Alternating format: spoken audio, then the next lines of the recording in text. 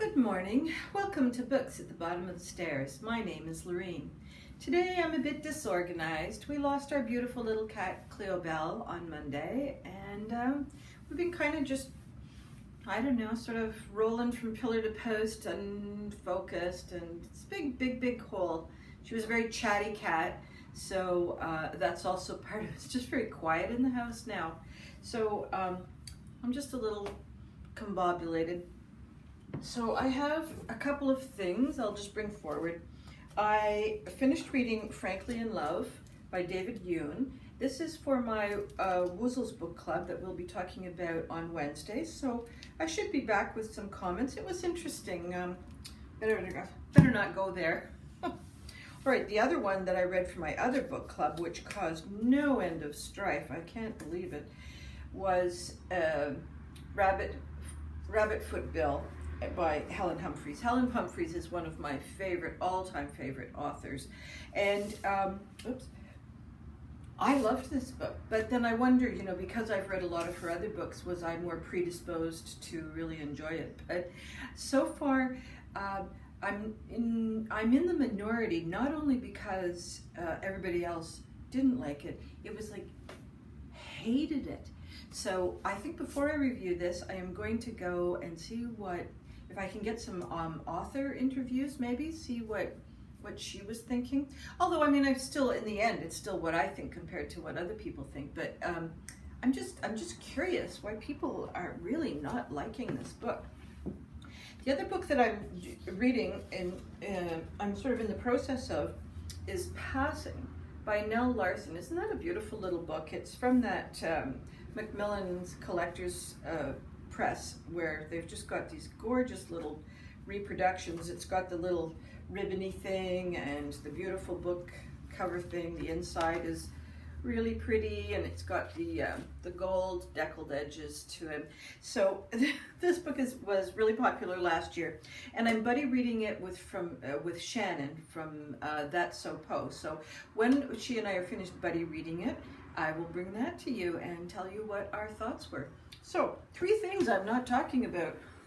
So what I did the other day is, one of my book clubs, I think for September, we're going to be reading The Strange Case of the Alchemist's Daughter. This one is by Theodora Goss, and it is a YA book. And while I was looking this up at the library, there were 3 other books that had the title, because I just typed in, you can do keyword on your search, and so I just went with Alchemist's Daughter. So I also got The Alchemist's Daughter by Mary Lawrence, and then I also got The Alchemist's Daughter by Katherine McMahon. So they're quite different. The first one is Mary Jekyll, the daughter of Dr. Jekyll, and she is alone and penniless following her parents' death, finds herself drawn into the secrets of her father's mysterious past. A clue leads her to believe that Edward Hyde, her father's former friend and a murderer, may be nearby, and there is still a reward for information resulting in his capture.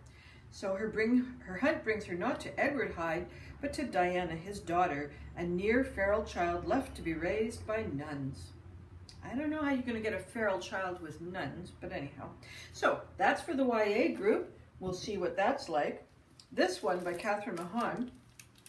There are long-held secrets at the Manor House in Buckinghamshire, England, where Emily Selden has been raised in near isolation by her father.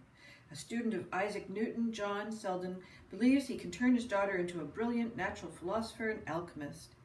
In the spring of 1725, father and daughter begin their most daring alchemical experiments to date. Banished to London and plunged headlong into society that is both glamorous and ruthless, Emile discovers that for all her extraordinary education, she has no insights into the workings of the human heart. And then, just to round it out, with The Alchemist's Daughter, this one is, Bianca Goodard employs her knowledge of herbs and medicinal plants to concoct remedies for the disease-riddled poor in London's squalid Southwark slum. But when her friend Jolyn Comes to her complaining of severe stomach pains, Bianca's prescription seems to kill her on the spot. Recovering from her shock, Bianca suspects Jolin may have been poisoned before coming to her, but the local constable is not so easily convinced. To clear her name and keep her neck from the gallows, Bianca must apply her knowledge of the healing arts to deduce exactly how her friend was murdered and by whom, before she falls victim to a similar fate.